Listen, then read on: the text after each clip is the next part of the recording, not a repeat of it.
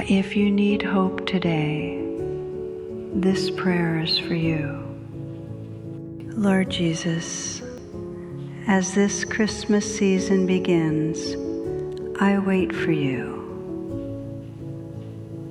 Tonight I quiet my heart and open it to your presence again. You came once to a dark and broken world, and you still come to those who long for hope.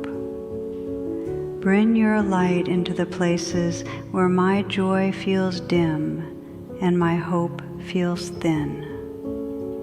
Teach me to wait with expectation, not fear, with peace, not worry. Prepare my heart this Christmas, Lord.